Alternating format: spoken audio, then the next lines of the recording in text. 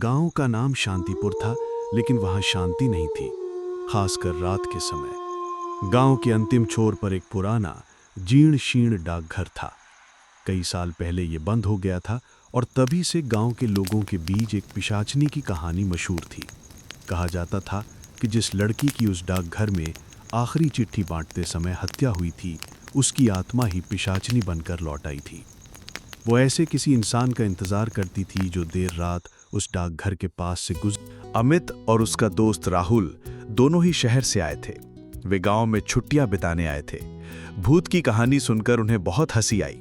अमित ने कहा, धत, ये सब मनगढ़ंत कहानियां हैं। मैं कल रात ही उस डाकघर के पास से चलकर आऊंगा। देखता हूं कौन सी पिशाचनी आती है। राहुल को डर लग रहा था, लेकिन वो अमित को रोक नहीं पाया।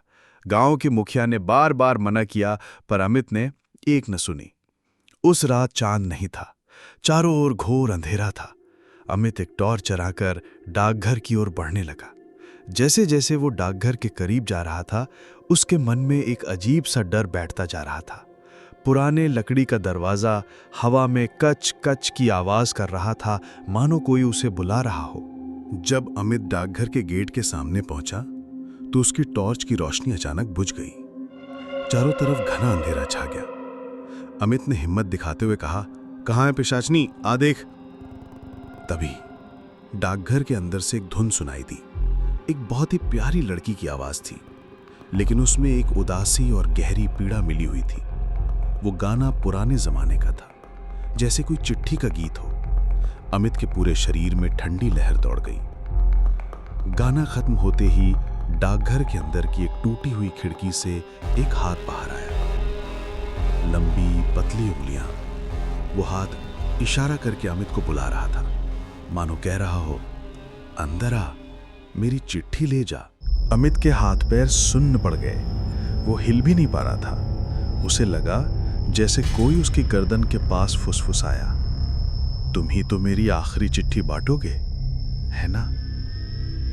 फिर उसी खिड़की से एक चेहरा दिखाई दिया। चेहरा बेहद खूबसूरत था, लेकिन आंखें सफेद और बेजान थीं। उस चेहरे पर कोई रंग नहीं था, सिर्फ एक फीकी बेजान मुस्कान थी।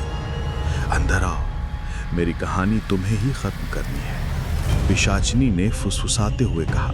अमित को लगा कि उसके शरीर का सारा खून जम गया है। वो जानता था कि अगर उसने एक भी कदम आगे बढ़ाया तो वो फिर कभी गांव वापस नहीं लौट पाएगा। उसने अपनी पूरी ताकत लगाकर दौड़ना शुरू कर दिया।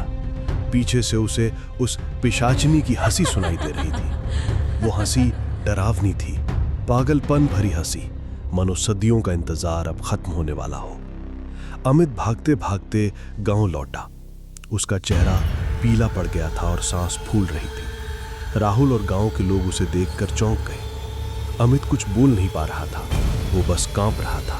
उस दिन के बाद से अमित फिर कभी रात में डाकघर के पास से नहीं गया, और शांतिपुर गांव में रात में कोई भी डाकघर का नाम नहीं लेता, क्योंकि वे जानते हैं पिशाचिनी आज भी उस डाकघर में अपनी आखिरी चिट्ठी बांटने के लिए इंतजार कर रही है। और जो एक बार उसकी पुकार का जवाब देगा, वो उसकी अनंत कहानी का नया हिस्सा बन जाएगा। कैसी लगी ये पिशाचिनी की कहानी, जरूर कमेंट में लिखना, और अगली स्टोरी के लिए चैनल को सब्सक्राइब कर देना। इससे मेरा मोटिवेशन बढ़ता रहेगा। धन्यवाद।